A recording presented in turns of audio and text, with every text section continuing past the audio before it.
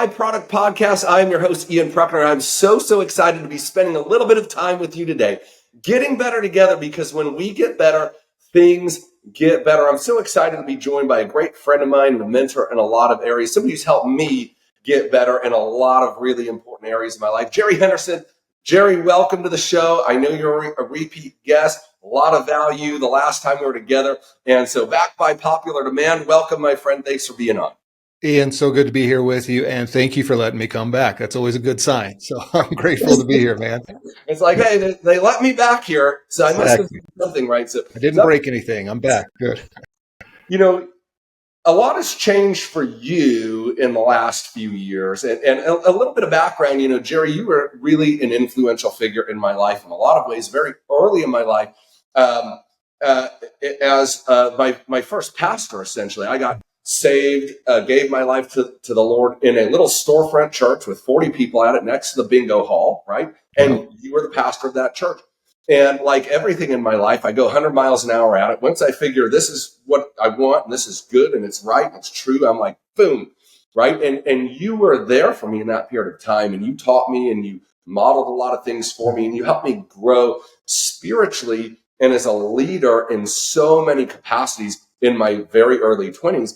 And I can point back to that moment, Jerry, and that relationship and that mentoring as an absolute inflection point in my life. My life is going one way, and I encountered you in your leadership and your influence in my life, and it redirected me in a foundationally and fundamentally different way. And everything in my life changed in that spot. So first of all, thank you for that and for your obedience to that season. And I'm sure, if we talked about that season today at any length, a lot's changed in both of our lives, and we might look back at it with things we would change or do differently, but it was so impactful. And, you've gone through, managing a pretty humongous, fundraising effort for one of the largest nonprofits in the world, traveling all over the world as an executive, essentially there. And, coming to a place in your life where you have a lot of the things that most people want, right? A great income, relationship, all these things, but life sort of disintegrating around you in some other ways, right? And getting to a point that most people, I think, in the high achievement community, they look at these things and they achieve and they work and they accomplish. And for me, a lot of it felt like a mirage when I got there. I'm like, is this all there is? There's something more. And there was like this emptiness still, even after accomplishing so many things.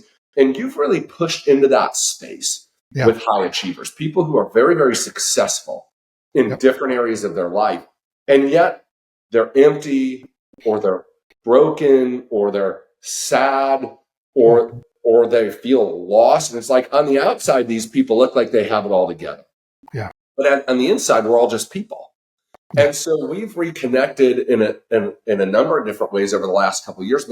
But one of the things that you've been super valuable to me in is being that sort of place of wisdom and insight for things that weren't related to external achievements, right? Like I had that taken care of, but some of the other things in my life, right, were so painful and so hard. It's like, my gosh, I've done all this work to get to this place. It's a dream, but so much of it doesn't feel like a dream in that spot. And you have been a voice in my life that has really helped me in a lot of ways to enrich my life in the areas that money can't buy. And so again, I want to say thank you for that investment in my life. And that's why I wanted to have you on today. When I find people are really great at what they do, who can make a difference in the lives of people, especially in the lives of leaders, because that's a multiplication sort of person, right? Is leading leaders, influencing leaders, helping leaders heal, helping leaders grow.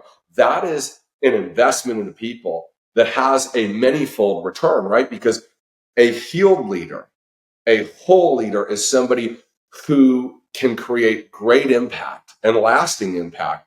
And so I just want to talk to you a little bit about that. How did you get to this place of, kind of niching into working in these really, really meaningful areas in the lives of some of the most successful people? And what can we learn from that? What do you see? What are the patterns? Where are the pitfalls? And what can we do as leaders and high achievers to shore up our lives so that we don't build a dream but end up living it? Yeah, absolutely.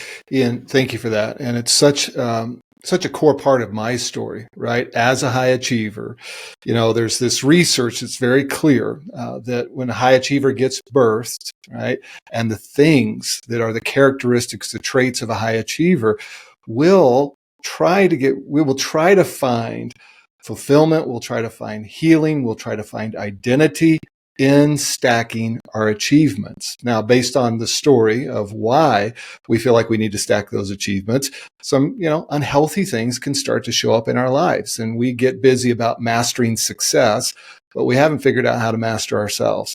And so from my story of an implosion that happened because I was running so hard, pushing myself past what was even feasible for a person to do and to sustain, I realized that there were some real patterns in my life that I wanted to heal, that I wanted to address. And so I got very intentional about the research around high achievers, high performers, and what drives them, and also what causes them to burn out, the lack of resilience that can be there because of early stories. For example, if you've experienced childhood trauma or you've had traumatic relationships, the research shows that that's going to dampen or diminish your ability to be resilient. Now, you can get surviving resilience, but that's a difference between surviving resilience and thriving resilience. And I find that many high achievers are in survival resilience, survival. They're trying to keep up in that mental space, that emotional space of what they feel like they've got to maintain. Sometimes we build a life that we feel like we've got to maintain, and we're not even sure if we want that life at some point, right? We can get so busy at building the life that may not even be in alignment with who we are, but we feel like we have to do it. And so based off of my story, based off the research, based off of working with high achievers, I like to say that I help high performers, high achievers create a life that feels as good on the inside as it looks on the outside. Okay? And that is a very key piece of work, because when we don't feel healthy and whole on the inside, we are going to try to find ways to make the exterior heal that. We think that achievements are going to make us into somebody. And a lot of the coaching that I do is let's work together so that you can become the person that you thought success was going to make you. You thought success was going to make you feel whole. You thought it was going to make you happy, fulfilled, and all of those things. And yes, it provides so many beautiful things. There's not a thing I'm saying negative about it.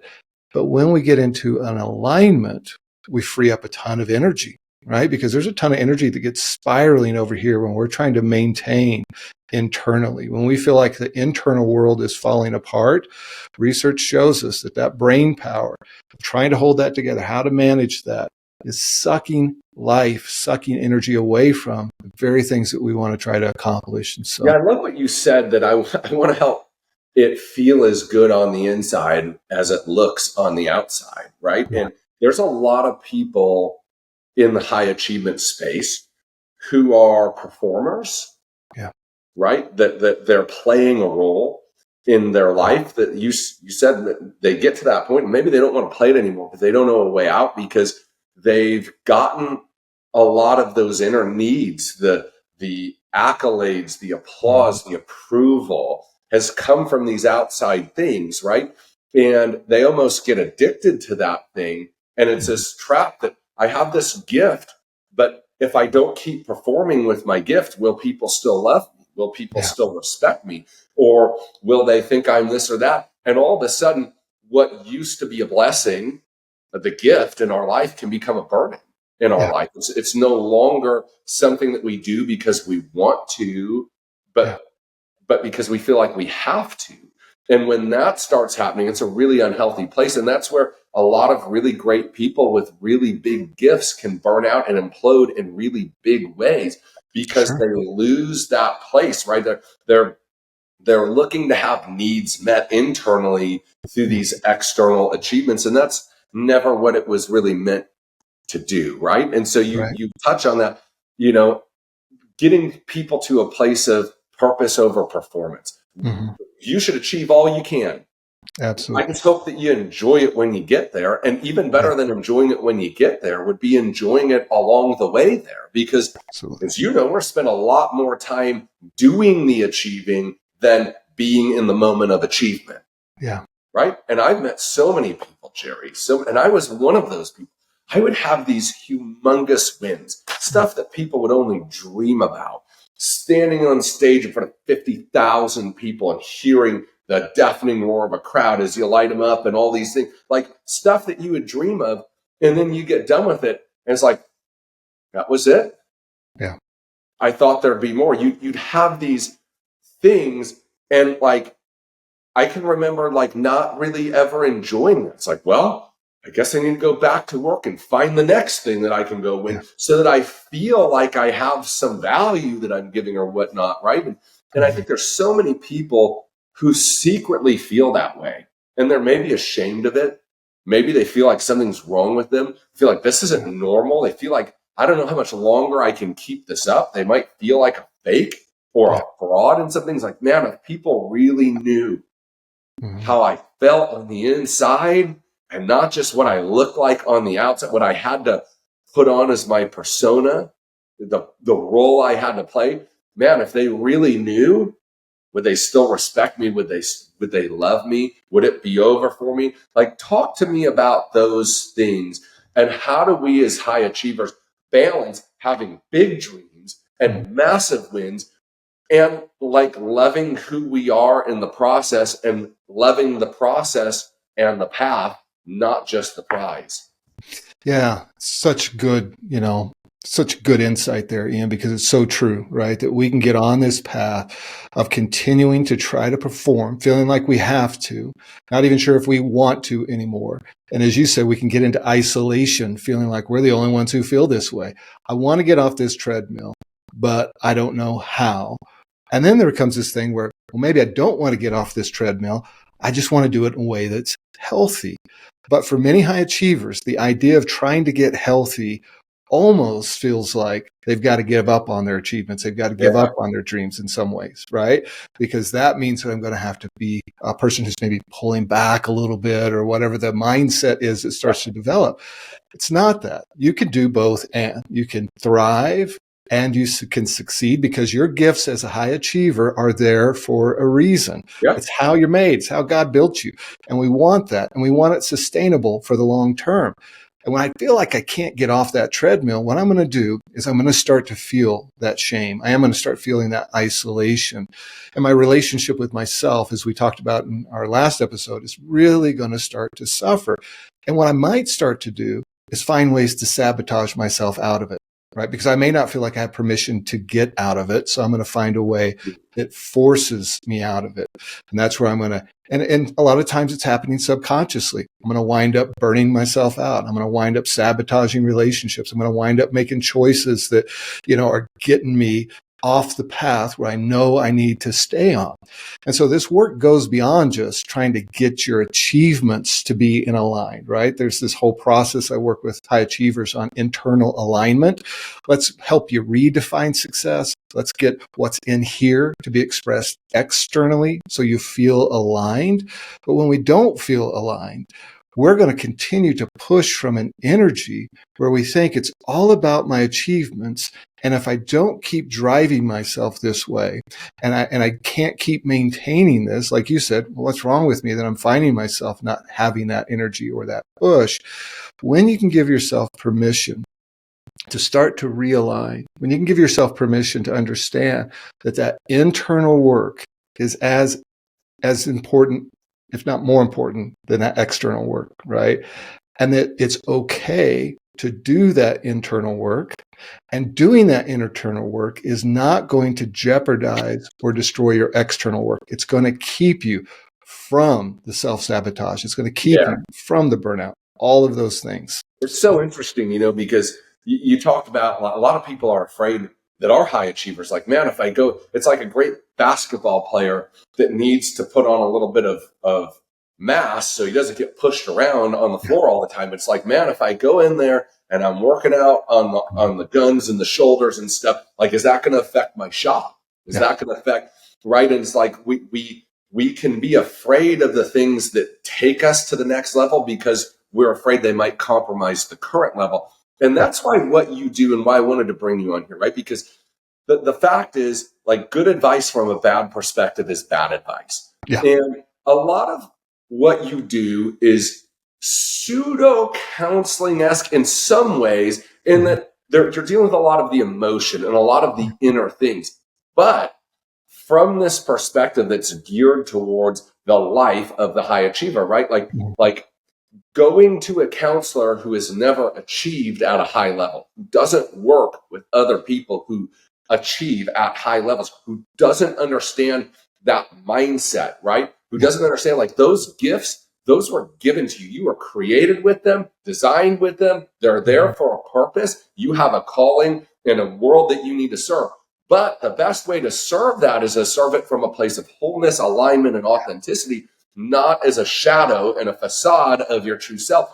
And that niche there is so important, right? And that's one of the things that I value about our relationship and what you do with me specifically, is I can trust that perspective. Like, this is not a guy who's going to tell me, well, you should stop working so hard and you should take, and all these, like, kind of woo-woo things that are good advice for normal people. It's like, no, you can have both. Like, you should go and dream wildly big dreams and have big achievements, but you can do that from a healthy place. You can do that from a place that's not going to destroy you as you achieve, but it's going to empower you like a rechargeable battery. And I think that that's so, so important, that distinction, you all, right?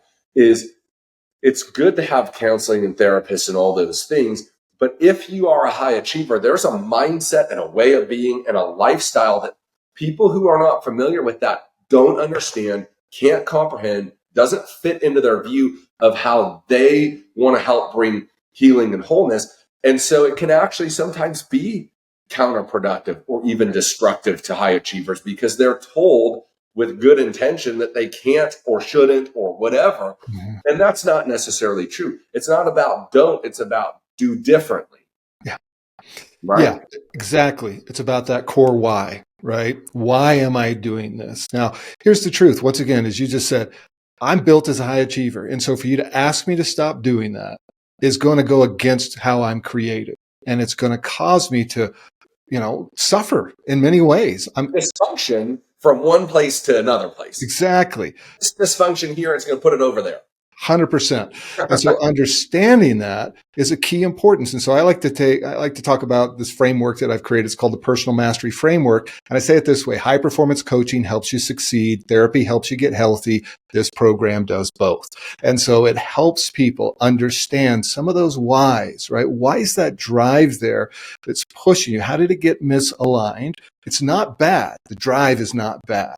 The drive can be somewhat neutral. How are we going to point it, right? Are we going to point it towards things that are healthy? Or are we going to point it in ways that cause us to derail? And so understanding that, getting that energy aligned, getting it right, taking away, this is one of the hardest things for high achievers, that we have to do the work that says, my identity is not only my achievements. Yeah. And that's so important, because I'm built as a high achiever, because it's how I thrive, and it resonates with everything in my life, and it's got me where I want to go. What I see is that all my achievements are me, but there is a you that is valuable beyond all of that. There is a you that is loved and that deserves the ability to have a healthy relationship, a healthy life, to thrive in tandem with those achievements. And so, yeah, it's so true. What I built was what I needed 10 years ago. I needed somebody to help me learn how to thrive, achieve, but do it in a way that's healthy. Yeah. And one of the things, going back to the achievement part, the irony of it is, when your identity is rooted in your achievements, you will go to great lengths to protect that. Yeah. Including being unwilling to grow, adapt, learn, to reinvent, to align, to be authentic, because you're afraid of losing this thing that has made you you. But when you can understand that what you do or have done is not who you are, and you can get a foundational, fundamental root that is apart from the achievement, there's actually a level of freedom that comes there that can allow you to accelerate the achievement, because now you're bold and brave to go out there and say, I can reinvent this. I don't like this anymore. I don't see this anymore. This is not who I am anymore. And I'm not afraid of breaking this because that's not who I am. If all that goes away, I'm still here and I'm still valuable and I'm still loved and I'm still all of these things. And so now you have the courage to go in there and to break some things that maybe weren't broken because one day they're going to be, or to reinvent or to realign and say, hey, this is who I used to be, but this is not who I am today. And so I can get in here and it allows you, listen, failure is where growth comes from. You don't grow by winning, you grow by losing and learning from the loss. Mm-hmm. And many high achievers are petrified to move from the formula, even though it's not fulfilling them anymore, to move from the persona, even though it's killing them on the inside.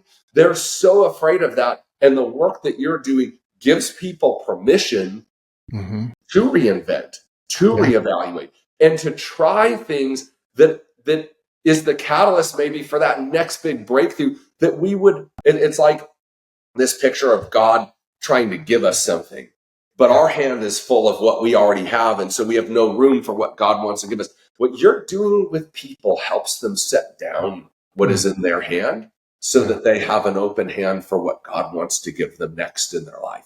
And that's a really special gift that you're giving to people. Yeah. It's so true, because when our identity gets in that and it becomes more fragile around that space, right, where my achievements are me, and there's a fragileness, like you said, that if I lose that, what does that mean about me? Who am I without that? Versus your ability to achieve is a gift. You are a person and you have value apart from all of your achievements. Your ability to achieve is a gift that taps into your creativity. High achievers are very creative. They're going to find ways to get around things, to invent things. And when we stack these achievements that we're afraid of losing, guess what happens? Our creativity starts to die if we are only latched onto that. And so that's where in the beginning you see high achievers are building things, they're fired up. There's a lot of that self-charging battery that you've talked about. Research shows that's activating a part of your brain, that approach system of your brain, that you're moving towards it. And when we get out of the approach part of our brain and we get more into the protect part of our brain, creativity starts to diminish. We don't find as much meaning in the things that we're doing. We're protecting versus expanding. And the high achiever needs to expand. We just need to do it in healthy ways, though. Ways that are aligned, that take care of us, seeing that we are say it this way, you are that important asset that needs to be protected so that the creativity can flow, the achievements can flow. Yeah, it's not the achievement that needs to be protected, it's you. Exactly. Right. You. Yeah. Seems sort of basic when you're talking about it, but when you're living it, most people are not living in that way. It's like, forget my health, forget my own well-being, forget what I want. I got to protect this thing that I've made, this persona, this image, this brand, this level of achievement, whatever it might be, and forget all the rest of it. And all you end up there is maybe with a lot of achievement and a lot of emptiness and a lot of loneliness and a lot of regret and a lot of shame and a lot of these other things that eventually go and they pull down that empire you were so diligently trying to protect, right? Yeah. So, Jerry, I want to encourage people, if this has resonated, if you are achieving at a high level right now and you can identify, you can relate to some of what we talked about there, I really want to encourage you to reach out to Jerry, because the work that he's doing is very pointed. It's very niche. It's for people like you.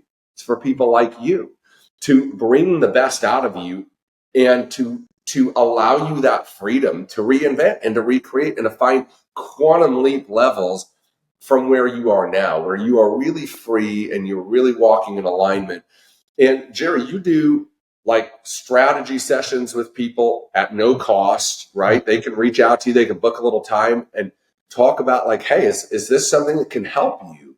And it's not for everybody, but for the people that it is for, okay, that's something that I would absolutely right. You do this for me.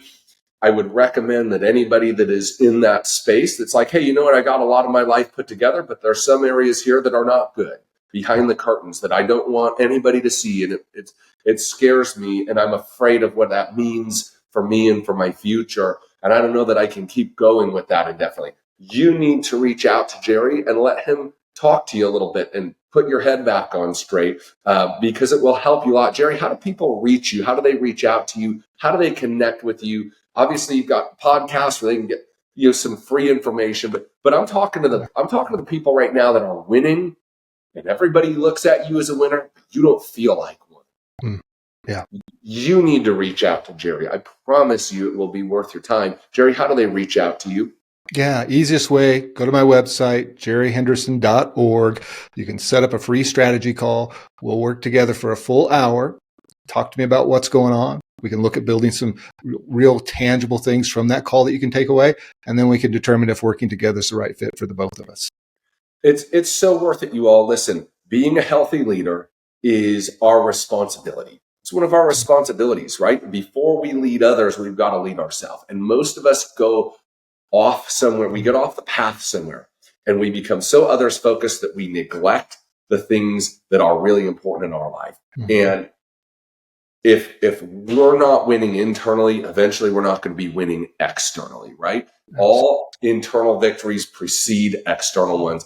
And so, Jerry, thank you so much for your time. We're going to have some more conversations on this. We'll have you back again for sure. And if this resonated with you in any way, I'd encourage you to reach out to Jerry. Follow him on Instagram. Go get his podcast. Reach out and schedule a strategy session. You have nothing to lose, but a lot to gain. Jerry, thanks so much for your time. And thank you to all of you watching. We know your time is valuable. It's an honor to get better together, because when we get better, things get better. Until next time, thanks, everyone. Thank you, Ian.